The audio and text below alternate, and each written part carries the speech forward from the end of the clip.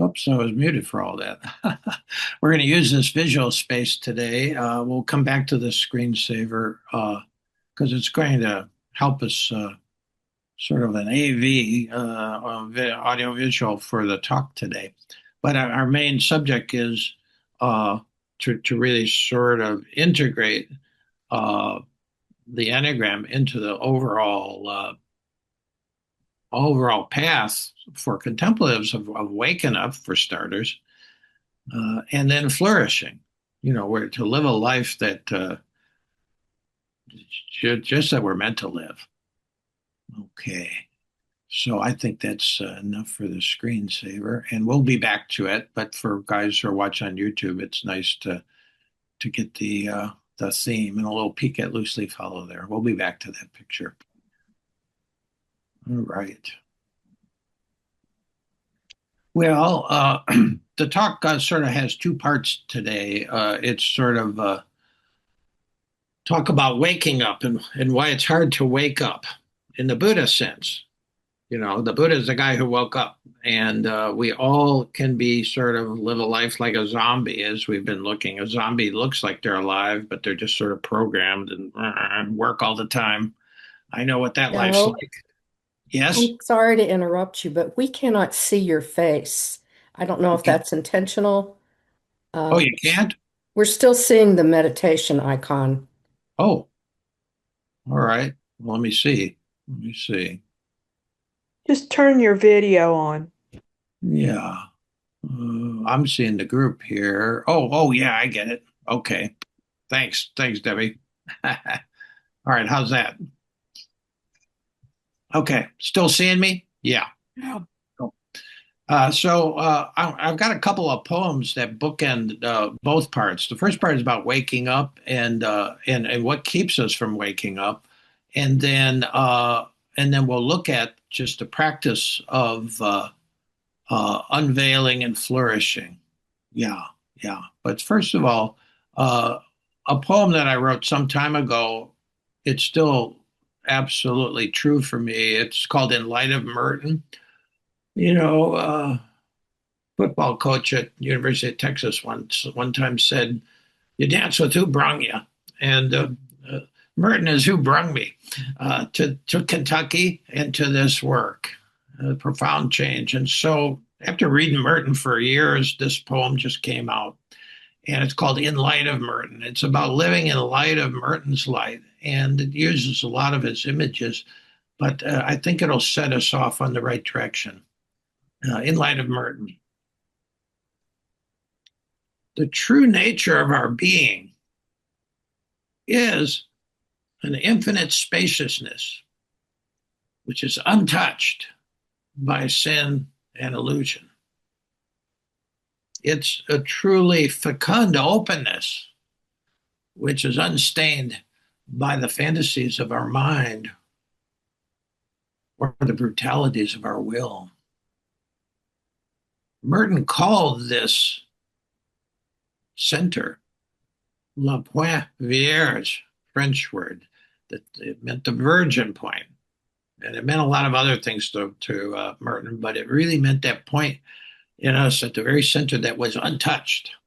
The whole meaning of the Virgin Mary and all that is that there's something in all of us, not just uh, uh, Mary, but in all of us. There's something in us that is untouched, is virgin, is unspoiled, has no matter what's happened to you, it's as good as new, and it's as good as the virgin point in Mary and Merton and the Buddha, untouched. And then he describes it. He says it's like a pure diamond, blazing with the invisible light of heaven. It's like a pure diamond, blazing with the invisible light of heaven.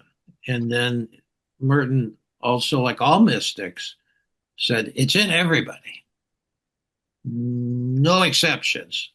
It's in the worst guy you can imagine. It's in the greatest saint you can imagine. This pure diamond blazing with the invisible light of heaven. It's in everybody. So pick your greatest villain. Yeah, it's in him or her too. It's like a pure diamond blazing with the invisible light of heaven, and it's in everybody.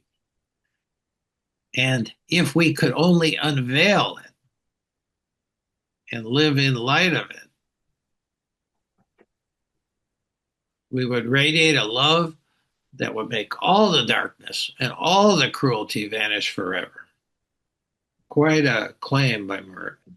If we could only unveil it, it's veiled, you see. That's why, Merton had this point on the street corner, ready to step off the corner of Fourth and I think it was Walnut at that time. Now it's Fourth and Muhammad Ali. There's a plaque there. It's the only plaque in America, as far as I know, that is celebrating his historical moment when somebody woke up and unveiled it, and he just saw everybody shining like the sun, which is this image. Everybody has this pure diamond at the very center, blazing with the invisible light of it. It's in everybody, and he saw it in that moment in 1959. And but why don't we all see it? Why is the world filled with light? Why is there so much darkness?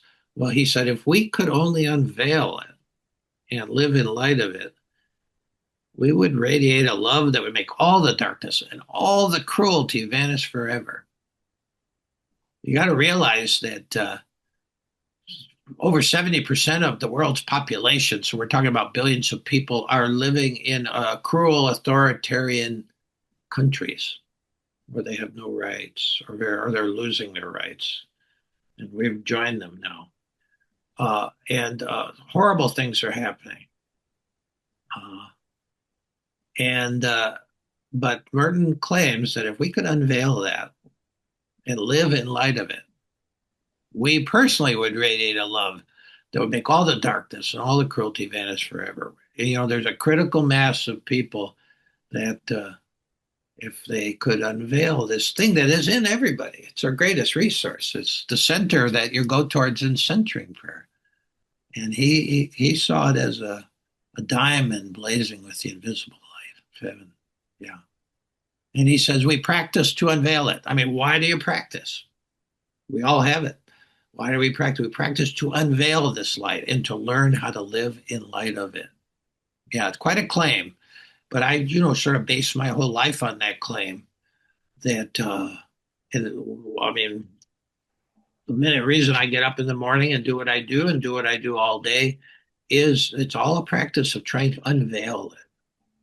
In the Gospel of Mark, which is the oldest gospel that we know was written, sometime about 35 years after the historical Jesus died on the cross, and then whatever came back, which we call Christ, but it was about the 3 decades after that Mark wrote it, and a very key is a fabulous gospel. It's my favorite gospel because it's a beautiful piece of writing. But when Jesus breathed his last, he was on the cross, and the human being died. He breathed his last, and the next moment, without explanation, Mark says, and the veil in the temple was rent. There was a veil in the temple in Jerusalem. Behind the veil was the Holy of Holies, where really only the uh, high priest could go, and then everybody in front of the veil. Yeah, and Mark doesn't explain that, but you have to make a kind of symbolic jump that Jesus lived and died to rent this veil, to split this veil, and to unveil what's the sacred. Yeah, yeah. So it's quite a powerful poem for me, and it sets us up for on the Sermon on the Mount, which in some places was called the Sermon on the Plain. The Mount was just the Sermon on the Mount, the idea of a mountain at that point in Galilee. Who knows what it was, but they were putting Jesus on the mountain much as Moses was on the mountain. He was delivering and you got the Beatitudes in Matthew 5 in the Sermon on the Mount. He gives them a way to unveil it. But there's at one point he says, you are the light of the world. He's saying that to you right now. You are the light of the world. And he basically said, folks, don't light a lamp and put it under a bushel basket, but rather put it on a lampstand and give light to all that are in the house. Jesus was a master of metaphor, but it's the same thing Merton's saying years later. He says we all have this inner light, whatever you call it. You know, you can call it the Buddha nature, you can call it the Tao. All the traditions talk about this thing that's at the very center, this pivot that's at the very center of the wheel of what we call human life, and basically to bring that out into the world. What is that lie? The names change, but the mystics all talk about it. And Jesus said, don't light a lamp and put it under a bushel basket. He said, put it on a lampstand, and you can give light to all that are in the home, which is like saying the whole world. Now, I want to talk about the ways that, first of all, the Enneagram shows you the ways that your light is veiled, okay? And I'm just going to mention a couple of more metaphors here. I've got to use symbols. I don't have that much time here. Right? We're going, just have a little more than a half hour left. This might seem not to be related, but think about this for a minute. Chinese foot binding. Foot binding was practiced in China for almost 1,000 years, just ending finally in the 20th century. So it was practiced for almost 1,000 years. And it was a painful process that involved a tight wrapping of young girls' feet to literally break the bones and create small arched, what they called lotus feet. Now, why did they do this? Well, it was only done by the elites, and it signified that a woman belonged to a wealthy family and did not need to perform manual labor, chopping wood, carrying water, because you couldn't with feet like that, and that would make her secure a better marriage among the elites, and it lasted for almost 1,000 years, if you can imagine that. And our Enneagram energy, your number, you're one on the Enneagram, you're a two, a three, any of the nine, it doesn't matter. That's our childhood operating system, our child defensive survival system, and it's like our baby shoes. We all know baby shoes. We don't bind people's feet in this culture, but the Chinese did for 1,000 years for a certain reason. But our childhood operating system, which is our survival operating system, is a bit like our baby shoes. And it was okay to walk on them while they were babies, but if you don't even know what it is, you're still walking in them in a way. And imagine trying to fit your feet into these. It's a constricted thing when you don't understand your own Enneagram energy. Whatever the number, it doesn't make any difference. They're baby shoes. They're meant to get you to about age 12, to be your adolescent shoes. But after that, it's a kind of constricted experience. I'm going to bring up a screensaver now to add to this view, because that's why you study the Enneagram, to see really what your baby shoes are like, and you can outgrow them. We've also spent a good many weeks working with this model, which is another map, just like the Enneagram's a map that can tell you something. We spent some time working with Jill Bolte Taylor's whole brain living. And this is a good diagram here to let you know some important stuff as well. I want to really put these two maps overlaying now. We got really brains, two halves. They are connected, but we have these two parts, really like two separate brains. And the left brain, the left brain is where that childhood operating system lives. It produced it, and pretty much, we got it when we had just that lower emotional left brain and the lower emotional right brain, because we were little, and the rest of the upper brain had not developed yet, and so it came right from in the left brain, and the rest hadn't developed yet. The higher logic, you had no logic, which is what character one is. It's your logic based, rational mind and whatnot. And we didn't have that. Nor did we have character 4, which is a kind of wisdom brain. Okay. And basically, just a shortcut to what we learned from this book is the left brain is about survival. It's an operating system of survival. Okay, because you got to survive. And the right brain uh, is about the sacred dimension and thriving. And much of spiritual development is gaining more and more access to the right brain. We all have it. It is developed, but our culture doesn't point you there, you see.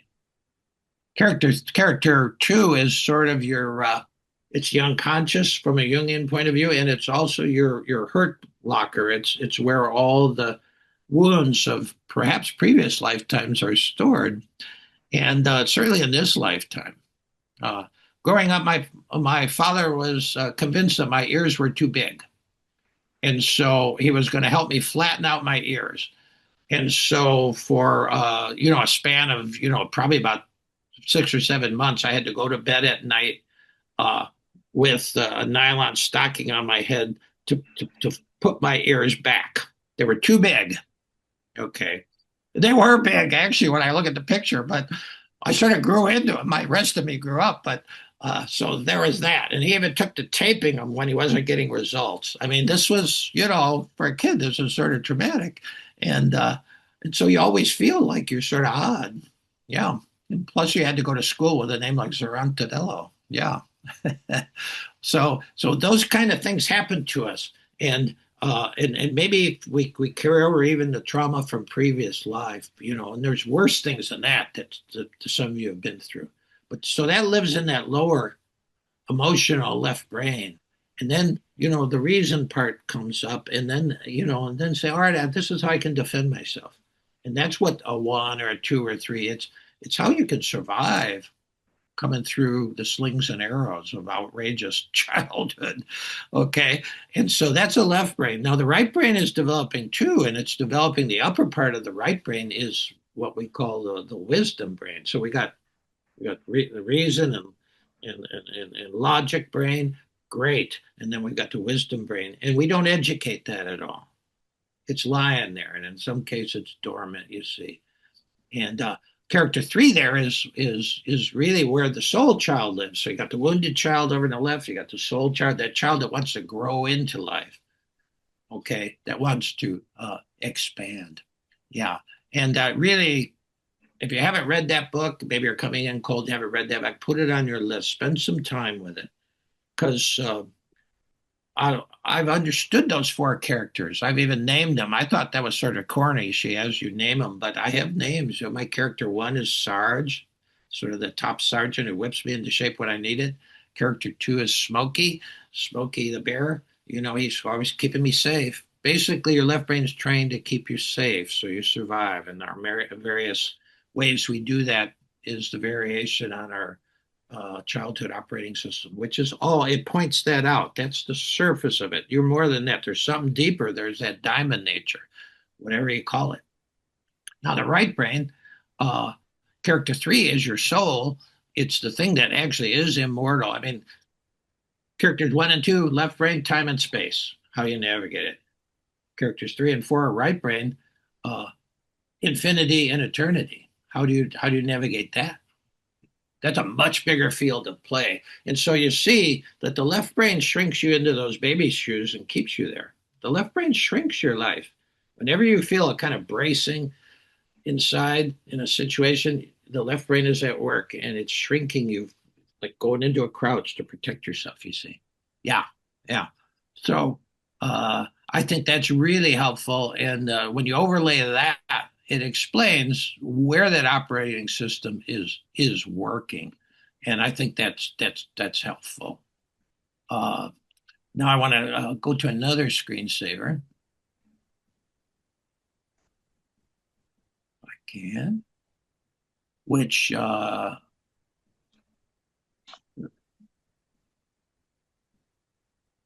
we go. Okay. Now, this is a sort of close up of that bigger picture we'll go to in a minute. Now, there you see the Enneagram. Okay. And normally the Enneagram has a big open space in the middle. there's all these lines connecting in the numbers, but the middle is open, the center is open, you see. And the Islamic characters, Sufis probably devised this, and I won't go into why I think that is now, but it probably came out of the Middle East, and the Sufis. They sort of, that culture invented numbers. Everybody in Rome was Roman numerals. It's pretty clunky compared to these numbers. And the center is sort of like zero. The Roman numerals had no zero. And so, but in the center, you notice there's a diamond. I have a diamond there. And a diamond has 8 facets usually. And the point is the ninth. And a diamond really fits this whole, there's that diamond self right in the middle, but it's sort of invisible. It just looks empty. They don't point it out. And you need to remember that to work with the Enneagram, you're trying to get to something deeper that's precious. And these 9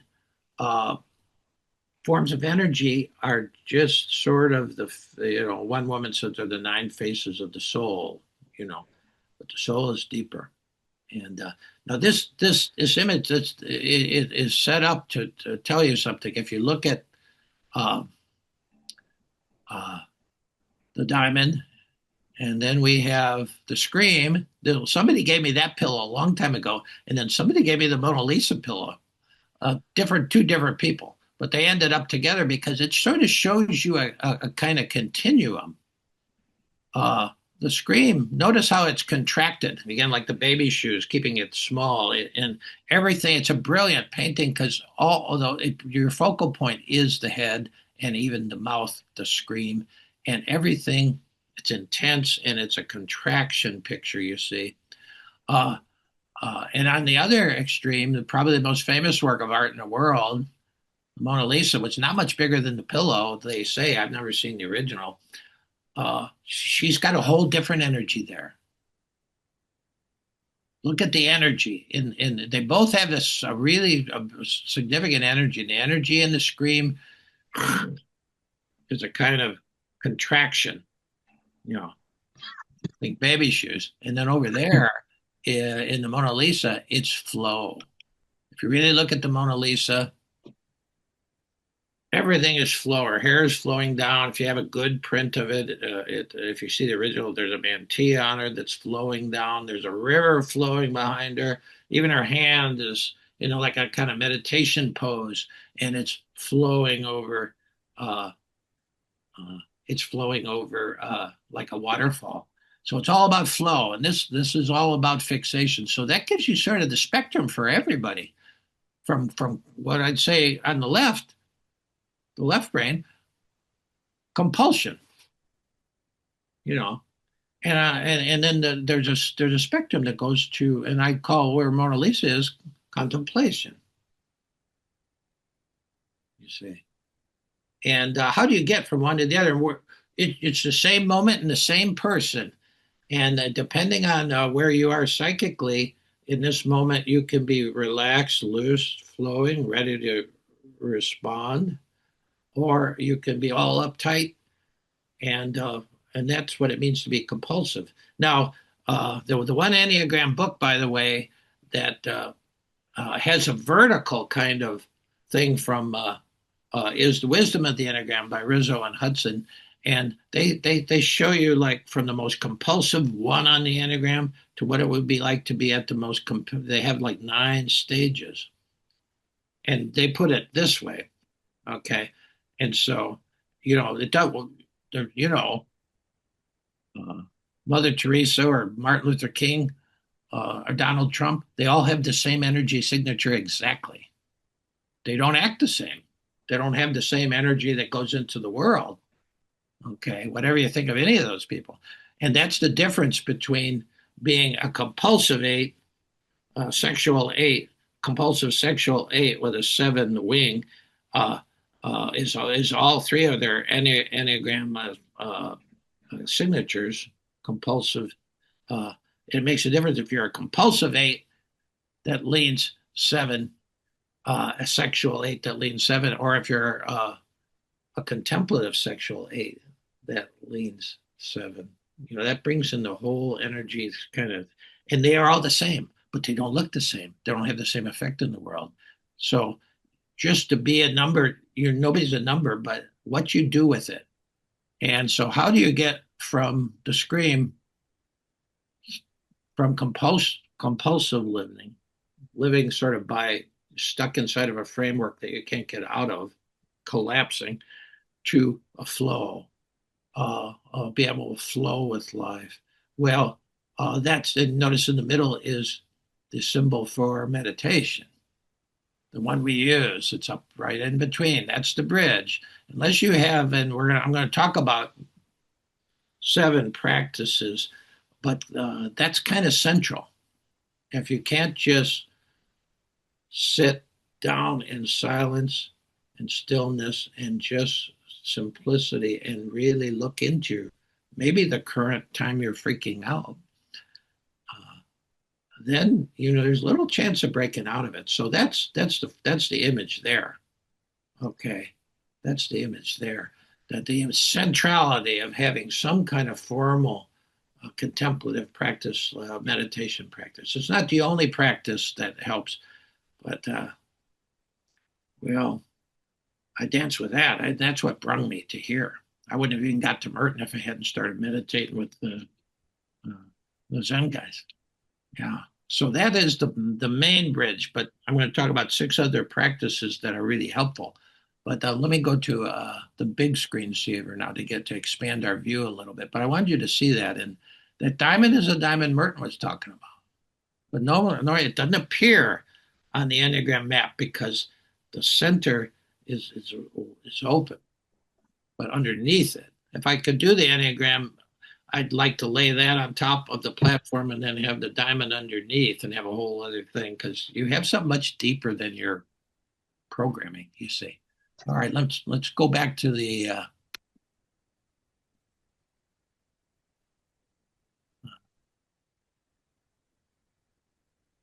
big picture. Now, am I looking at? Yeah, okay. Got to get it here. Now, when you look at the big picture, if you just back away from it a little bit, you can see a cross. There's a verticality to this big picture, starting with the Enneagram. It's kind of an entry way, and then you can go the verticality all the way up to the dancing figures up there, the figures in dance.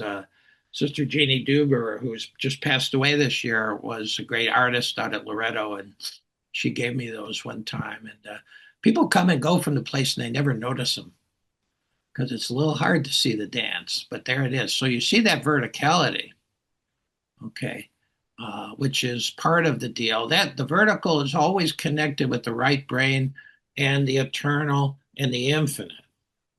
That plane exists. Now the horizontal plane, where it's a print of a Gauguin picture, the horizontal plane is time and space, and that is also an important factor in the work, in the practice of unveiling, of going from compulsion to contemplation, from shrinking to flourishing, from freeze to flow. Uh, that center part, the horizontal thing, uh, is community. It's hard to make this hard to flourish without a community, and the great grief guy. Uh, he talks about we were all born in clans originally, and we're born with 40 sets of eyes looking at us, and maybe our parents' eyes, our mom's eyes, or our dad's eyes. Maybe our dad died. Who knows? Because we were all living in really a rough situation when we were first human beings, but we were all born needing the eye, with 40 pairs of eyes looking at us, and if even 1 or 2 of them looked at us with love, makes all the difference in the world. And so in this journey to really be to flourish in life, it's very hard to flourish on your own. Rumi said, in fact, he said, don't think that you can heal yourself. He said, never think for a moment you can heal yourself. And healing happens in community, and the the picture there is a picture of community, but notice the very center of it still on a got a vertical plane. It's That's a picture of Gauguin from people in Tahiti, and I think they're all women, as far as I can tell. And that inner, that central thing that's going vertical is sort of like a priest raising the host. It's breadfruit there. You can see it hanging because that's Tahiti, but it's translating that there's the communities are there to access the sacred. You see, yeah. So the importance of community, and I got to tell you, in my own life, I've been in a lot of communities, but the community, this community, the heart to heart community that was born out of darkness and uh, of COVID, it's the most life giving community I've ever been associated with. And I grew up in the Catholic Church and played basketball, had a team, and my Notre Dame buddies. And these are all communities. We all have several communities, but this community is really special. And Jesus and Buddha, they both said the same thing. You got to have a community, whether they call it a sangha or Jesus said where two or three people are gathered, you know, that's it.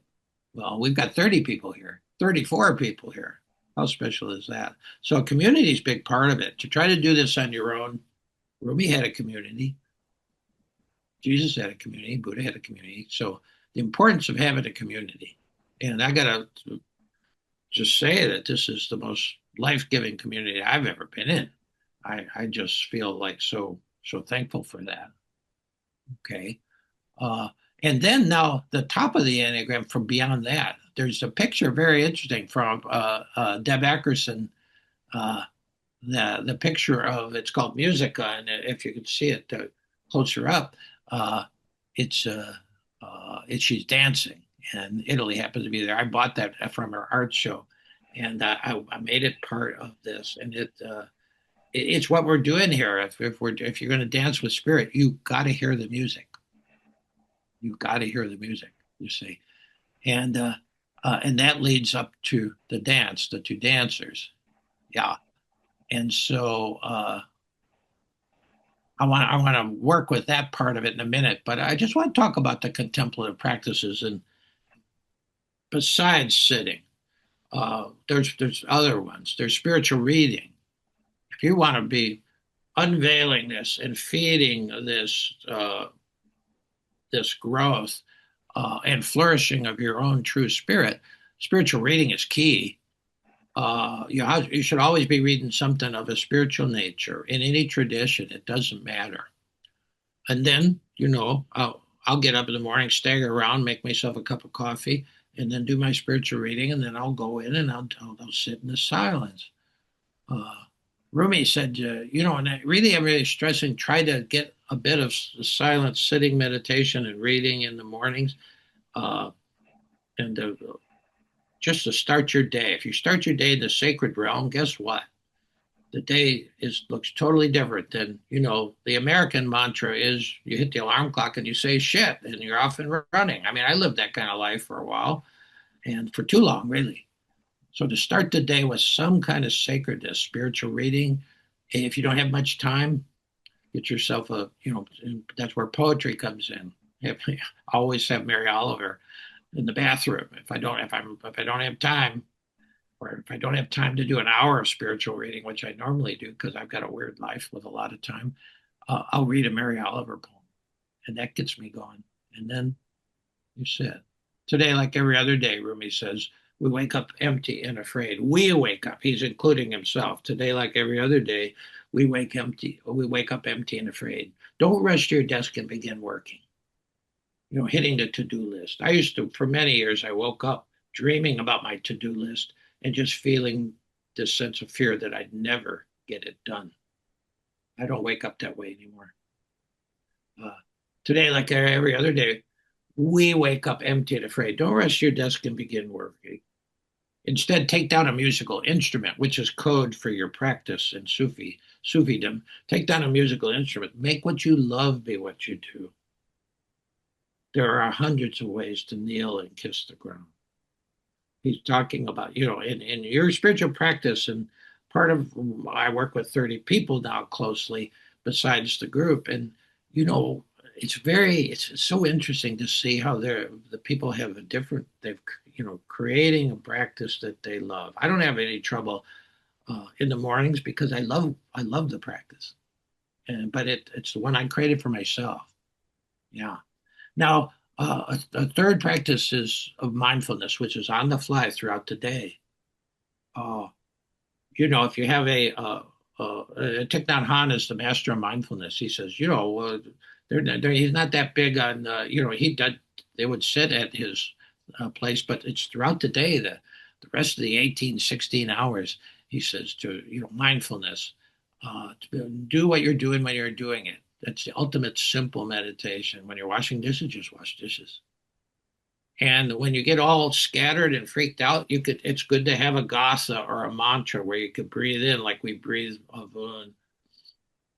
It just centers you back in the here, in the now, doing what you're doing when you're doing it. That's mindfulness. And that's a whole other field of practice which you want to add. I'm just giving you sort of a view here.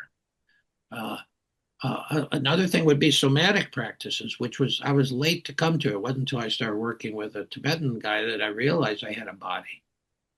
And so yoga, walking, tai chi, working out. Don't forget that this vehicle, you don't keep it up to speed, and if you don't you don't exercise it, it's going to fall apart. If you don't survive, you can't thrive.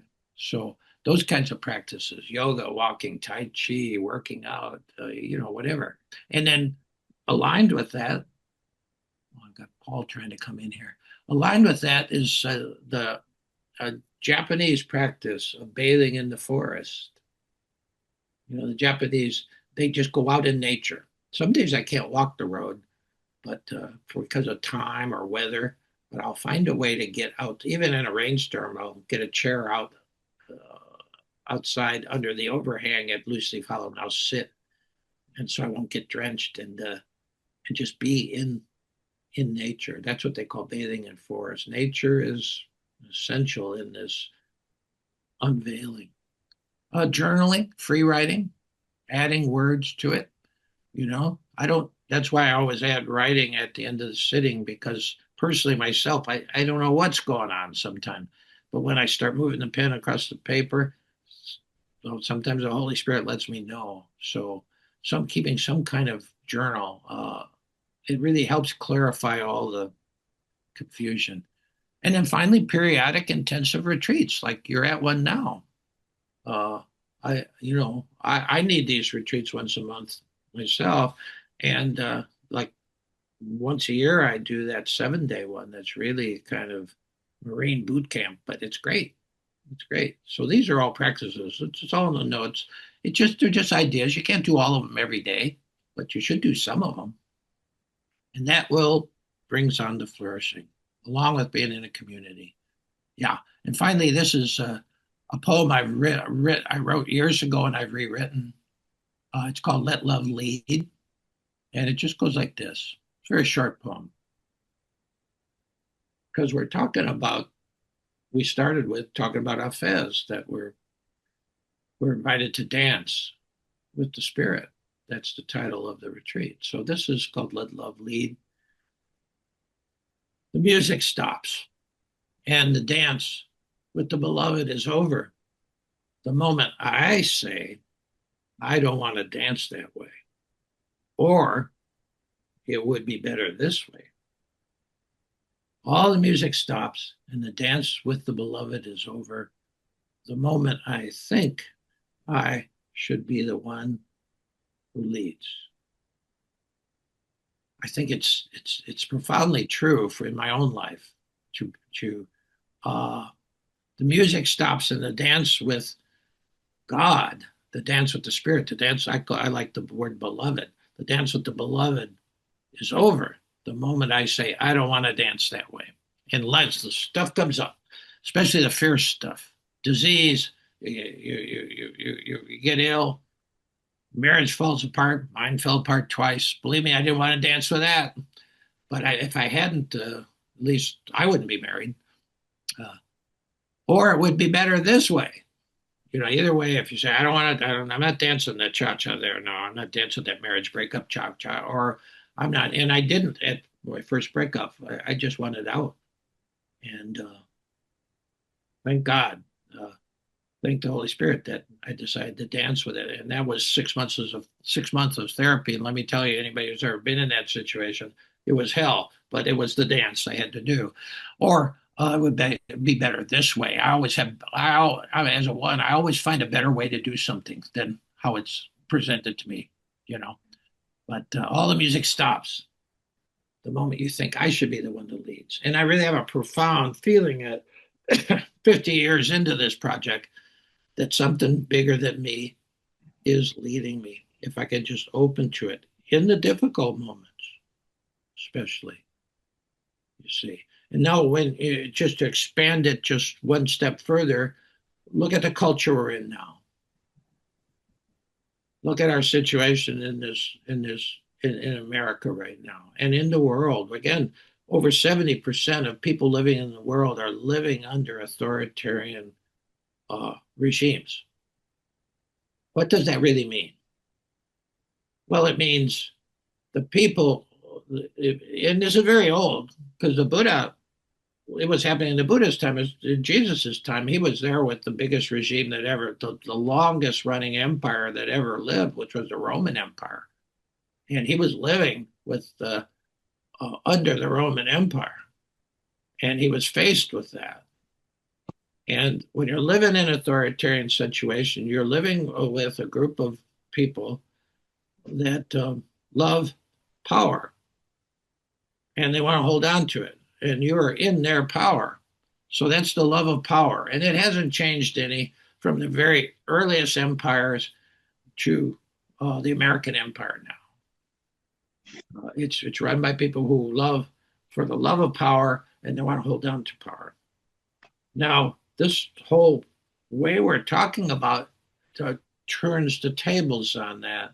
When we get to Holy Week, we'll hear the symbolic thing where Jesus comes into, because the other power structure was the whole Jewish temple elite, and he turns over the tables of the money changers. Believe me, there's a lot of money changing going on right now in this empire.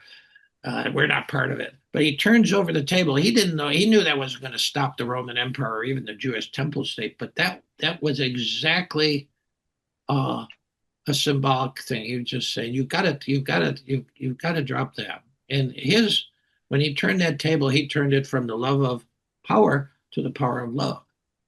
That's how I see it. That's why it's so. The Buddha turned the tables too. He just, he would call it the power of wisdom and compassion. It's the same thing. That wasn't people. He grew up in an empire. He was a prince. He left it, went into the woods, and came out with wisdom and compassion. Wisdom and compassion are love, tomato, tomato. There's another power, and you see what happened in Minnesota. That was the power of love, and it beat the love of power, beat it back. And so that's the revolution that happens in all of us, really. At the very center is, the way I would call it is there's something more powerful than anything in time and space, and I call that love, the power of love. Yeah, and you're trying to unleash that. That's why I'm using uh, the screensaver for the in between time. I like this screensaver. I don't know where I saw this, but this is a nice screensaver to take us into our break time here. Uh, you know, it's it's it's that image of you're taking the bushel basket off of the light and it can spread. Yeah, yeah. So yeah, that'll do it for the talk. And then we got some time before we come back and do our formal meditation. We got a break. Okay, so you can stop the recording there, Cheryl.